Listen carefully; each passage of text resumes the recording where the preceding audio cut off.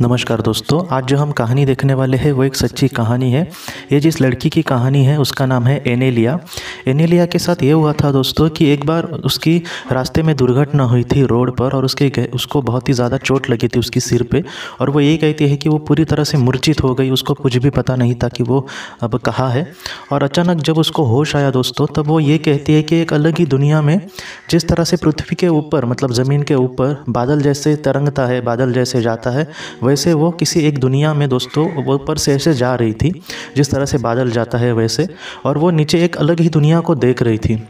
एनेलिया ने सबसे महत्वपूर्ण बातें दो मतलब अधोरेखित की है, बहुत ही ज़्यादा इससे कही है कि वो ये कहती है कि उस समय उसको एक आत्मा थी। वो ये कह रही है कि उसकी जो आयु थी, उसका जो मतलब एज था, वो उस समय उसको पता नहीं चला कि आखिर कितना है। और दूसरी बात उसने ये कही है कि वो ये भी नहीं जान सकी कि वो स्त्री है कि पुरुष है, लेकिन वो ये कह रही थी कि बस वो थी। मैंने पहले भी आपसे बहुत बार कहा है कि आत्मा का कोई ऐसा डायरेक्टली लिंक नहीं होता, लेकिन जिस तरह से आत्माएं पृथ्वी पर जन्म लेती है उस तरह से वो बहुत बार आत्मालोक में रहने की कोशिश करती है।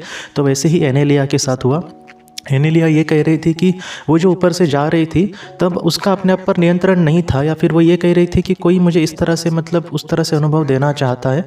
लेकिन उसने ये देखा कि वहाँ से उसने अपने जीवन को भी देखा, मतलब कैसे कि अपने जीवन में क्या करना है, जीवन के मूल्य क्या है, या फिर जीवन असल में क्या है, जीवन में किस चीज़ों को हमें महत्व देना चाहिए, जीवन में हमें किस चीज़ के पीछे भागने से हमारा नुकसान हो जाता है। तो इन सारी चीज़ों को उसने बहुत ही बारीकी से देखा, ऐसे कहा। और उसके बाद वो ये कहते कि धीरे धीरे वो ऐसे ही आगे बढ़ती गई और ये जो सिलसिला है वो थोड़ी देर तक ऐसे ही चला। एनेलिया उस अनुभव को ये कहती है कि उस वक्त उसको ज़रा भी डर नहीं लग रहा था, ज़रा भी ऐसे नहीं लग रहा था कि वो किसी गलत चीज़ों में जा रही है, या फिर उसे डर भी नहीं लग रहा था कि आगे उसका क्या होगा।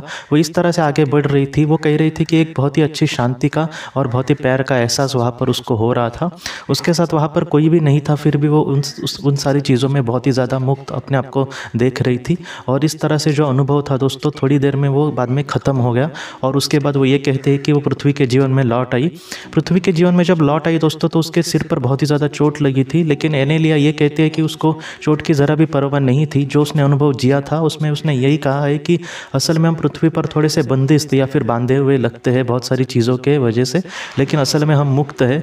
यहाँ से जब उस दुनिया में हम जाएंगे तब पूरी तरह से हम मुक्त होंगे। लेकिन ये जीवन हमें किस तरह से जीना है वो हमें समझना होगा। और उस तरह से वो आज भी जीने की कोशिश कर रही है, मतलब जितना हो सके दुनिया के लिए करना, जितना हो सके प्यार भरा हमारा स्वभाव रखना। तो इस तरह से अगर हम जिएंगे दोस्तों, तो उस जीवन को आत्मलोक में बहुत ही ज़्यादा महत्व होता है।